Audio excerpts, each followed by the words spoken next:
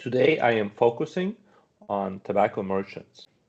I want to kind of categorize them into three buckets, right? It's just easy to kind of deal with. And there's going to be very clear distinguishing factors that put them into one of these three buckets of the type of merchants that have tobacco product.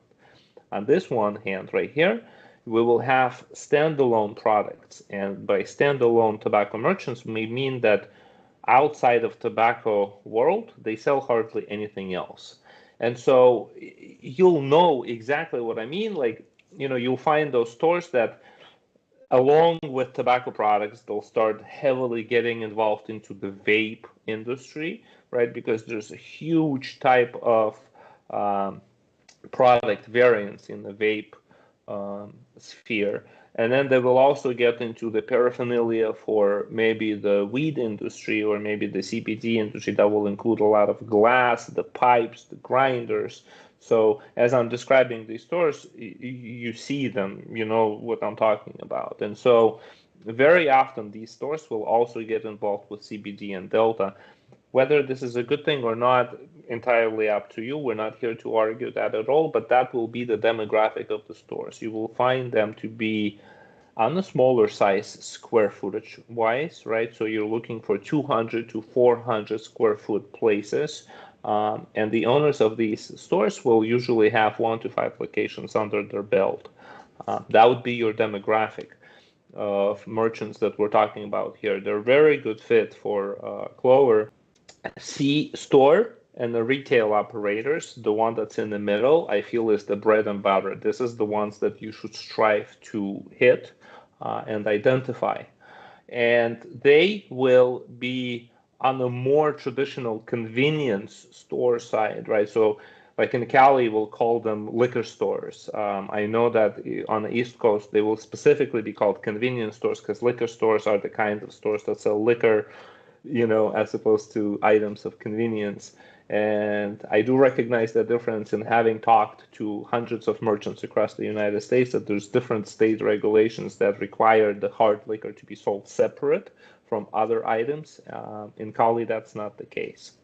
So we'll call this vertical, let's say, a liquor store, whereas I think that a C store, a convenience store, is probably a better distinction of what we're talking about, because along with tobacco products, you will very often see things like lottery, alcoholic, non-alcoholic beverages, snacks, chips, maybe check cashing abilities, and then very often you will also see them having a deli section. Later down in this presentation, I'm going to show you some pictures, and I'll point that out.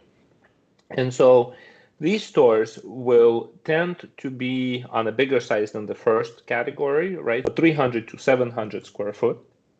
The owners of these stores will generally have up to 10 locations. Obviously, there are exceptions to the rule. I'm talking about just, the average demographic.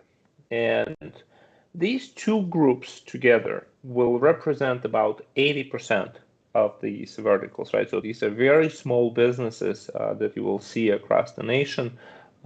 And the owners of these businesses usually have 1 to 10 locations. And they sell a lot of different item variants, but just on a smaller scale than the third group. The third groups are the conglomerates, the big chain operators, the gas stations. When I say somebody like a Circle K store, right, or Wawa, or the Pilot or Love's, right? So these are small stores, but these are huge chains. They are present across the nation. They are harmonized, synchronized, and they run on enterprise level software. You're not touching these merchants with Clover devices. I know this, you know this, so they're pretty much an exception. You can't come up to them, solve their problems if what you're leading with is Clover. So recognize the enterprise players and stay clear of them if what you're pushing is a Clover point of sale. Just stick to the small business operators, these first two groups, and you'd probably fare better.